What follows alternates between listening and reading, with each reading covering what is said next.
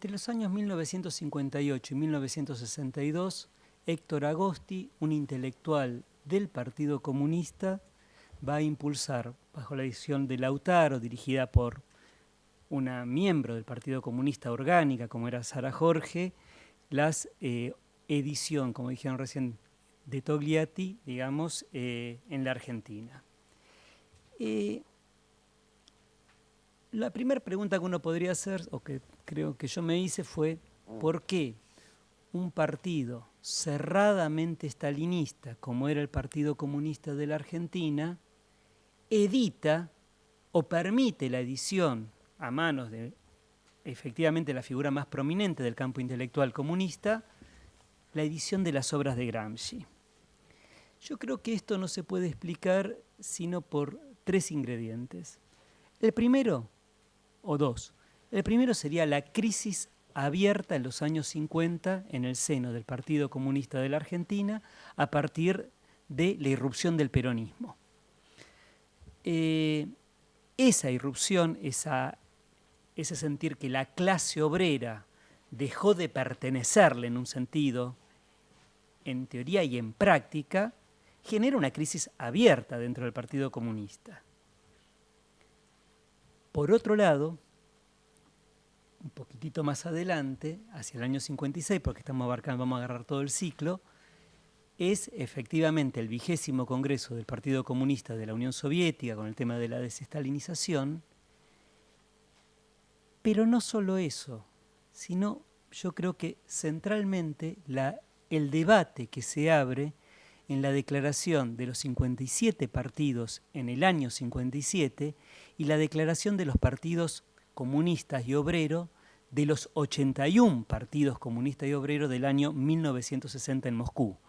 Porque esas declaraciones marcan el nivel de la crisis, son declaraciones que firma tanto el Partido Comunista Soviético como el Partido Comunista Chino, y sobre los temas centrales, vías, Estado, estrategias hacia el poder, no tienen definiciones contundentes, sino que son todas definiciones transaccionales, lo que está indicando el nivel de crisis abierta, que crea condiciones de posibilidad. El tercer elemento, sin pretender caer ahora en el culto a la personalidad de Agosti, efectivamente es la figura propiamente de Agosti. Yo acá lo que me interesa remarcar es que Agosti es un intelectual de partido, no es solo un intelectual orgánico. Y acá hay una distinción interesante. El intelectual orgánico remite centralmente a lo que cada clase genera para generar su política de hegemonía, etcétera, etcétera. El intelectual de partido, aparte de dar esa batalla político-cultural, está obligado, dentro de un partido marxista, al centralismo democrático, a las normas estatutarias y a la disciplina partidaria. Y en ese sentido Agosti es un intelectual de partido que va a bregar, en todo caso, dentro del partido por determinadas cuestiones. Pero ese intelectual de partido, a su vez, viene acumulando en el terreno teórico una cantidad de elementos que son novedosos antes de la llegada de Gramsci. Es decir, novedades. En El hombre prisionero del 38, Agosti ya está citando a Mariátegui y a Mella, que eran separados dentro de lo que era la genealogía comunista. En el año 45 empieza a hablar de habla, lenguaje popular, el lenguaje de los argentinos, nación y lenguaje, temas que después van a ser muy caros a Gramsci, pero que ya fueron tratados por él. Entonces, hay como elementos previos, aparte de su paso por la cárcel, etcétera, que permiten ubicar la importancia de esa figura. Ahora bien, en el marco de esa crisis abierta y de este intelectual de partido, efectivamente se van a dictar las cartas de la cárcel primero, que citó antes Martín sobre las cartas de la cárcel de 1950, que efectivamente uno debería ubicar esa edición más en la tradición de reportaje al pie del patíbulo de Julie Fusic que en otra cosa, es decir, está anclado en ese humanismo, en la resistencia, en la lucha contra el fascismo, etcétera, más que en una lectura, una interpretación de nuevas ideas o un nuevo faro que podría llegar a ser Gramsci. Segundo momento es la mediación, también de Togliatti, del año 52, que sale en Cuadernos de Cultura, el Echeverría de Agosti, hasta, digamos, quizás el punto de principal anclaje de Gramsci en el seno del comunismo es la Conferencia de Intelectuales Comunistas de 1956. Es ese momento donde ya Gramsci aparece en un documento aprobado por el Comité Central del Partido Comunista y donde se plantea una política cultural hacia los intelectuales, diría de cuño gramsciano. La resumo acá simplemente en una frase de Agosti que dice: la responsabilidad del Partido Comunista es darle al intelectual específico y al intelectual orgánico un lugar dentro del moderno príncipe, aunque, y esto lo subrayo, no sea parte de él. Es decir, está planteando, primero, aunque no sea parte, puede ser parte de una política cultural estratégica y está haciendo una diferenciación y un reconocimiento. En esa definición va a ser lo que alguna vez mencioné como la ofensiva gramsciana, que va acompañada de una cantidad importantísimas de ediciones. Ya estaba Cuadernos de Cultura, que fíjense, me interesa destacar si lo encuentro, que tanto en Cuadernos de Cultura como en esa conferencia de intelectuales se plantea, Agosti y por lo tanto el Comité Central, porque es aprobado, un posicionamiento crítico contra el sectarismo y el dogmatismo, el reconocimiento que la política denominada de culto a la personalidad produjo un anquilosamiento del marxismo por el estalinismo y la necesidad de una renovación de la metodología del marxismo, rechazar la concepción que pone en un signo de igualdad entre las nociones de burguesía y decadencia, y a su vez dice la voluntad política de carácter empático para con los intelectuales no partidarios, para comprender sus razones y así proponerles un diálogo real y no solo por conveniencia táctica. Está dando un programa de relación a los intelectuales que, como ustedes pueden observar en esas definiciones, no se aparta mucho de algo que después va a ser propio de pasado y presente, porque incluso plantea el diálogo con otras corrientes teóricas en ese conferencia. Paralelamente a eso, Cuadernos de Cultura es el director de Nuestra Palabra, como el periódico formal del Partido Comunista, que es donde se va a ir formando todo ese sector de jóvenes intelectuales, Aricó, Portantiero, el menos citado por su trayectoria posterior, Chiaramonte, ¿no?, que son parte de ese grupo de Agosti, de los jóvenes de Agosti. A partir de eso, de alguna manera, o como parte de eso, va a ser la edición que va a realizar Lautaro. Hay mucha discusión en torno a las censuras impuestas por Togliatti, a las ediciones o a la forma que editó a Gramsci. No me voy a detener en eso. Sí decimos que Togliatti reconoció la intencionalidad política de su edición. Él quería usar al dirigente del Partido Comunista Italiano como una autoridad que le permitiese darle una nueva identidad cultural al Partido Comunista Italiano. Y él lo dice explícitamente, no está vendiendo gato por liebre, y con eso, y esa es la forma que toma la edición. Agosti creo que no es la única edición que tiene a mano, pero tampoco cuestionaría ese uso del dirigente del Partido Comunista Italiano, y va a editar la obra entre el año 58 y el año 62, no edita toda la obra, es decir, va a salir primero en el año 58 el materialismo histórico y la filosofía de Benedetto Croce, 1960 Los intelectuales y la organización de la cultura, 61 Literatura y vida nacional, 62 Notas sobre Maquiavelo, sobre política y sobre el Estado moderno. No fueron editados ni El Risorgimiento ni Passato y Presente, que los conocía tanto Agosti como el otro prologuista de la obra, que fue Aricó, porque lo citan explícitamente, pero uno podría relacionarlo directamente justamente con la sanción al grupo de Pasado y Presente por el Partido Comunista, que corta la edición de las obras de Gramsci. Yo aquí me voy a detener básicamente sobre lo que fueron los prólogos, que es el canon de lectura que va a darle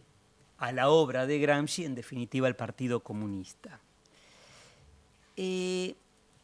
primer prólogo lo escribe, obviamente, Agosti, y lo primero que se preocupa Agosti, en todo caso, en destacar es la matriz leninista o marxista-leninista de Gramsci. Es importante que diga marxista-leninista, porque dice marxista-leninista y en un punto, por lo que vimos de la conferencia, lo separa de la tradición estalinista y destaca, y va a destacar, las críticas a Bujarin que hace el propio Gramsci, ¿no? Es decir,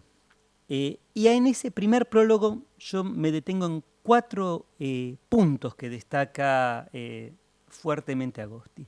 Primero, cuando él habla de lucha contra la ortodoxia, va a particularmente hacer una crítica a algo muy fuerte dentro de la tradición del Partido Comunista, que es el etapismo. No lo dice explícitamente porque eso no da lugar a esa edición, pero sí hace una crítica al etapismo, donde dice rescatar la autenticidad creadora del marxismo, liberándolo de sus impregnaciones positivistas por un lado, así como el ciego determinismo económico que espera la llegada del socialismo como acto necesario y espontáneo en la decadencia del capitalismo. Se está ubicando en un lugar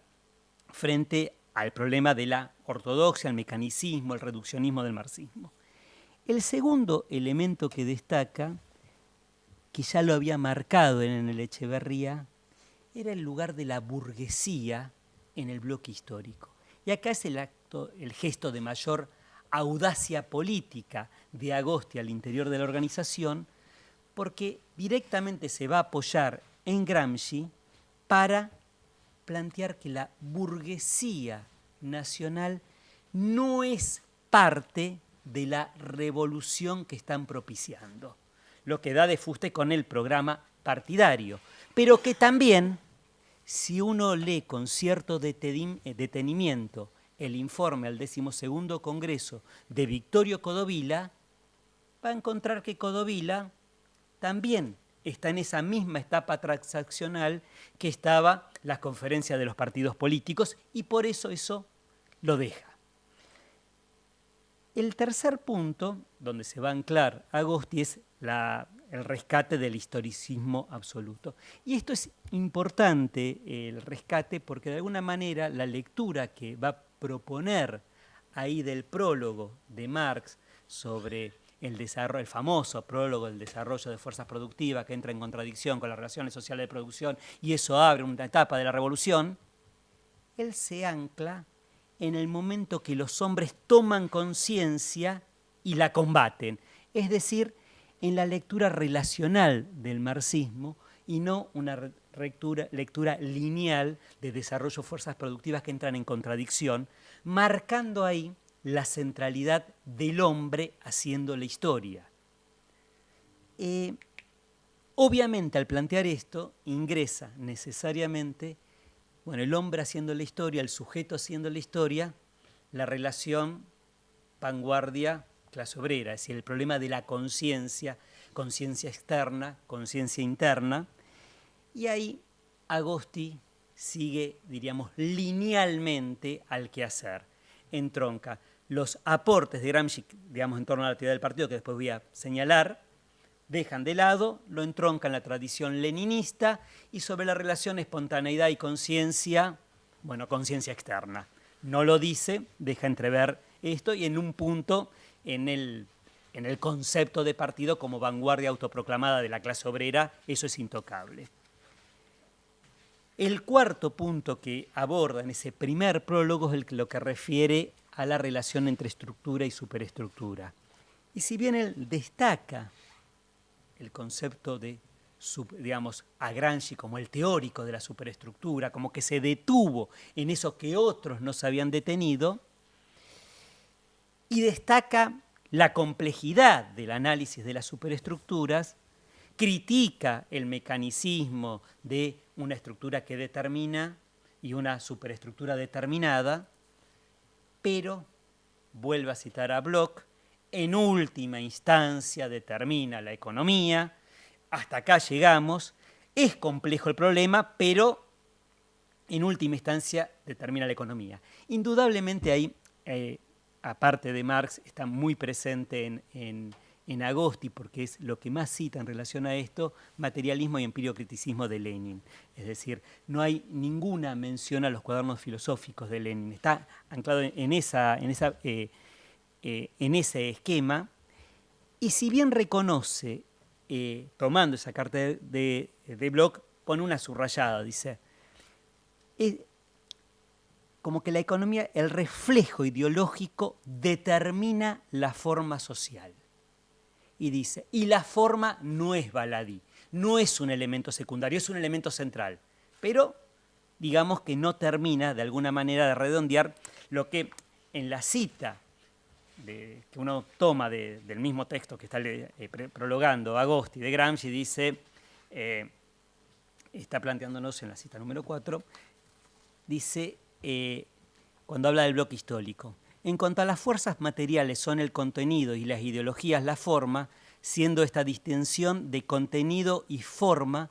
puramente didascálica, puesto que las fuerzas materiales no serían concebibles históricamente sin formas y las ideologías serían caprichos individuales sin la fuerza material. Es decir, en este punto explica un poco el hecho de tomar los elementos estructura, superestructura como elementos consecutivos y no como totalidad social, quizás se explique por qué en ese primer prólogo Agosti utilice prácticamente el concepto de hegemonía como sinónimo de ideología dominante. Es decir, no avanza sobre la complejidad que tiene para el propio Gramsci el propio concepto de hegemonía. En este punto, me permito señalar, si es que no me trago la cita, es decir, este punto para mí es importante de destacar en el caso de Gramsci, porque si uno toma, por ejemplo, la interpretación que hace Williams, dice, la hegemonía comprende las relaciones de dominación y subordinación según sus configuraciones asumidas como conciencia práctica, como una saturación efectiva del proceso de la vida en su totalidad, no solamente de la actividad social manifiesta, sino de toda la esencia de las identidades y las relaciones vividas a una profundidad tal que las presiones y límites de lo que puede ser considerado en última instancia un sistema cultural, político y económico nos dan la impresión a la mayoría de nosotros de ser las presiones y límites de la simple experiencia y del sentido común. De esta interpretación, mucho más cercana a Gramsci, las consecuencias para una política cultural son extraordinarias. Si bien Agosti algo de esto vislumbra, porque en aquella conferencia citada, Agosti dice, hay que superar el obrerismo reinante, cada militante comunista tiene que dar batalla cultural en sus prácticas cotidianas. Lo dice, acá no lo cita y queda un poco soslayado. En el segundo prólogo que hace Agosti, Literatura y Vida Nacional, él aborda el tema del lugar de los intelectuales, la relación entre estética y sociedad y la nueva cultura como anticipación del nuevo orden, digamos, ¿no? Los primeros dos temas, el primero y el tercer tema, los menciona, pero no desarrolla, porque evidentemente se recuesta sobre lo que él ya dijo en esa primera conferencia de intelectuales comunistas. Es la voz, simplemente vuelve a decir lo mismo. Sí desarrolla más la relación entre estética y sociedad, que es un tema caro a la obra de Agosti. Él se había escrito Defensa del Realismo, se había ubicado en las antípodas del esdanovismo y aprovecha en un punto a Gramsci para ratificar esa perspectiva no sociológica de la crítica literaria o la crítica artística. El otro punto que desarrolla, que tiene que ver con la cultura italiana, es que efectivamente Agosti ahí señala una analogía entre el desarrollo cultural italiano y la Argentina por este asunto de norte-sur, Buenos Aires y el interior, y el tema de el divorcio intelectuales y pueblo-nación, que lo plantea directamente para concluir, digamos, planteando la necesidad de superar cierto provincianismo en la intelectualidad y en la literatura nacional que impide que esa literatura sea nacional y tenga potencialidad de universalización como cultura. Y remarca ahí la dependencia de los intelectuales respecto a las clases en conflicto. Para concluir en que la cultura no puede ser un añadido de la actividad política. Y tomando la actividad con política como una actividad que engrandece y da una direccionalidad totalizadora al proceso social y no como una especificidad de la cultura. Decía que, con respecto al tema de producción, estética y sociedad, se amparaba de alguna manera en Gramsci para esa crítica de la sociología, digamos, esa crítica sociológica, donde él dice, puede haber dos pintores que describan una misma situación y uno puede ser un pintor de brocha gorda y otro un artista. Esa especificidad tiene que ser reconocida. Lo otro es sociología, es muy válido, pero no es crítica literaria. Y esto lo ubica contra cualquier tipo de normativización de la actividad intelectual o de prescripción sobre la actividad estética, ¿sí? Para finalmente, en ese mismo prólogo, lo que va a hacer es una crítica a lo que sería dentro de su organización al obrerismo reinante, donde dice que todo el tema o deja entrever, que todo el tema de la manualización del marxismo, ya estamos hablando de una época donde Marx es editado por manuales, ¿no?, dentro del Partido Comunista, y donde plantea, dice, un concepto, cita Gramsci, un concepto difícil.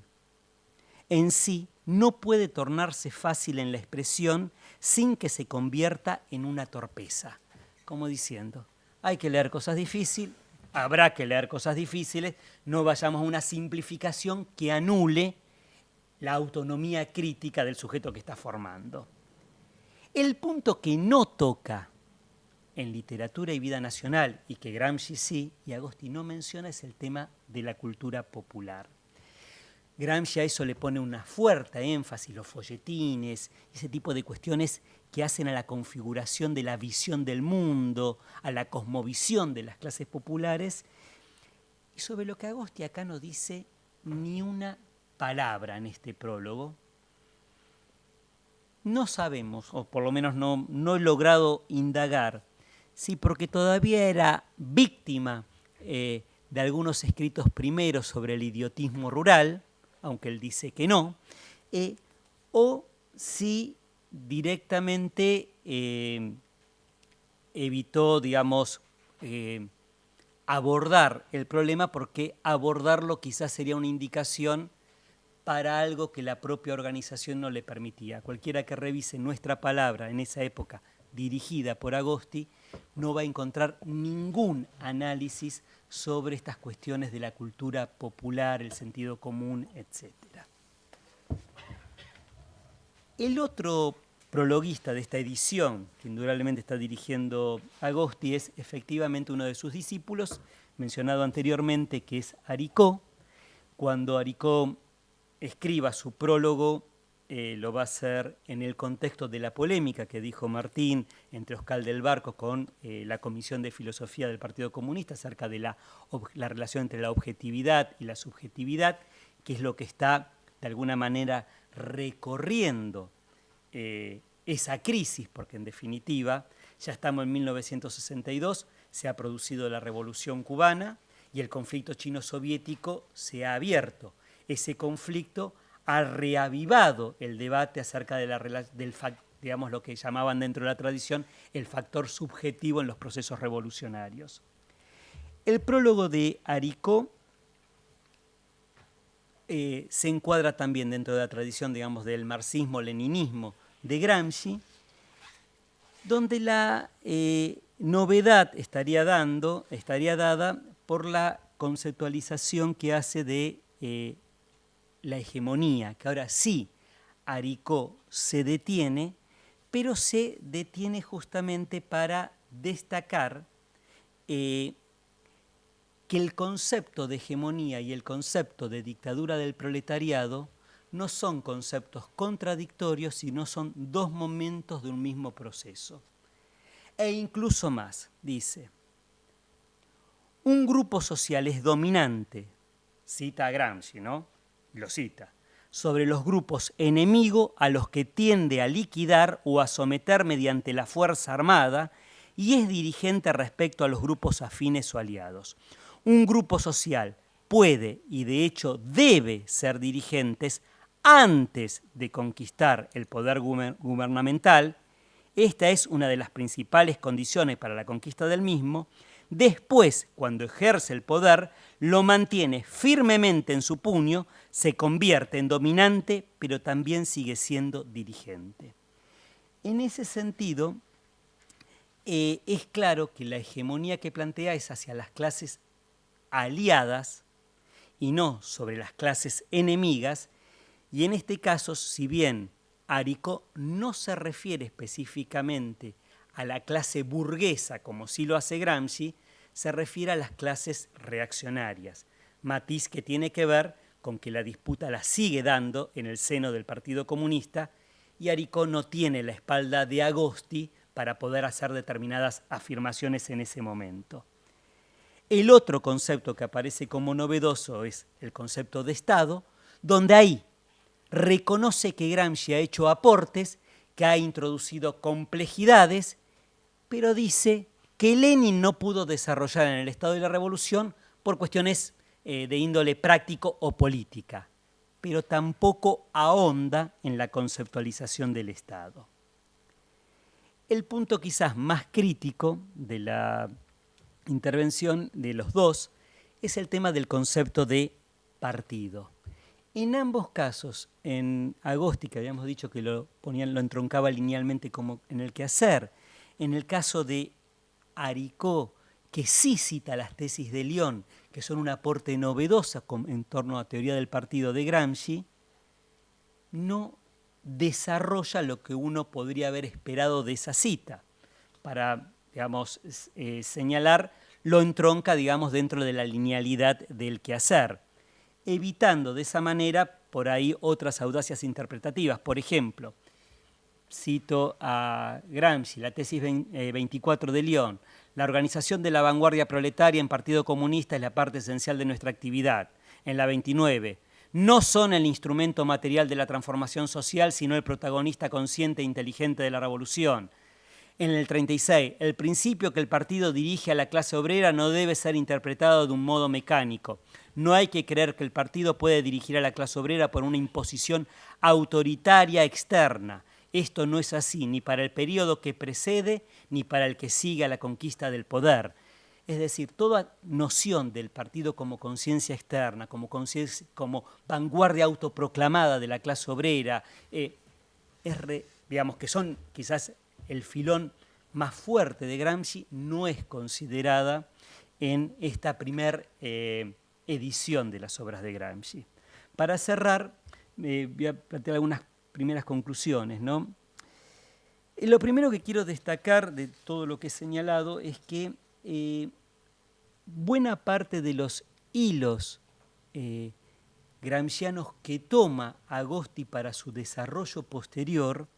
estaban presentes en la obra de Agosti antes. Tomo, por ejemplo, el historicismo en Gramsci, digamos en Agosti, no viene de haber leído a Gramsci, sino que le viene de Labriola. No solo, como citó la otra vez bien Pablo, que estaba citado en el Ingenieros, sino centralmente porque una obra fundamental dentro de los intelectuales comunistas, la de Emilio Troise, Materialismo dialéctico, que es del año 38, y en ese texto de 1938 ya aparece la filosofía de la praxis, aparece Labriola citado explícitamente además, y es de donde en rigor lo mama, porque Agosti pertenece al grupo de Aníbal Ponce, pero también al de Emilio Troise, efectivamente Agosti. El tema de la burguesía en el factor subjetivo, dijimos, él viene de la raíz del tercer periodo de la Internacional, por lo tanto la matriz antiburguesa la tiene fuerte, y desde ahí cita a Mella y a Mariátegui, como señalamos anteriormente, pero lo que sí va a tomar indudablemente de Gramsci es que en Cuadernos de Bitácora del 45 él habla de la Revolución de Mayo como revolución interrumpida,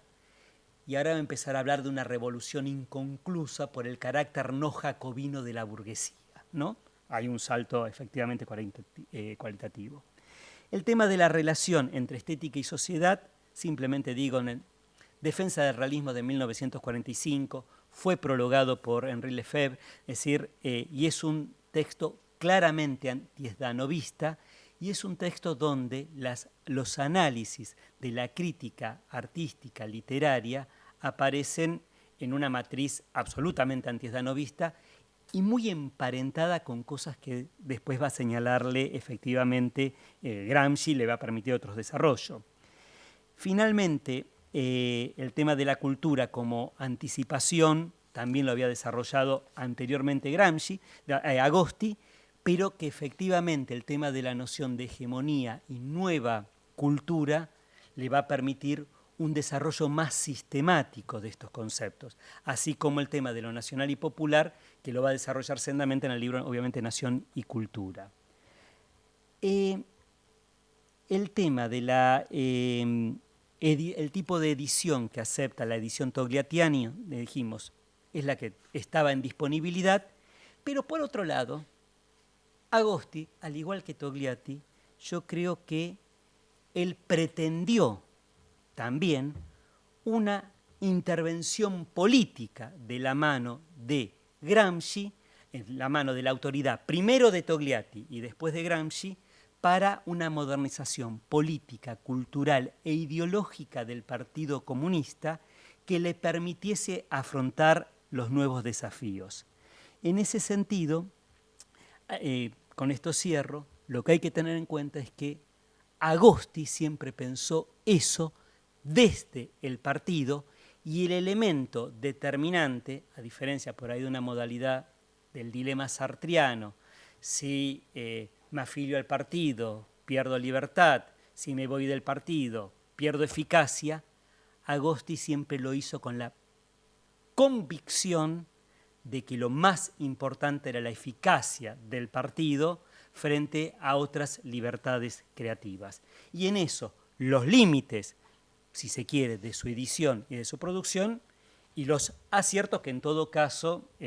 digo aciertos en el sentido de que potencializó esa matriz gramsciana a un conjunto de intelectuales que después van a ser los fundadores, en buena parte, de la nueva izquierda. Quizás Agosti fue un fundador involuntario de la nueva izquierda. Nada más.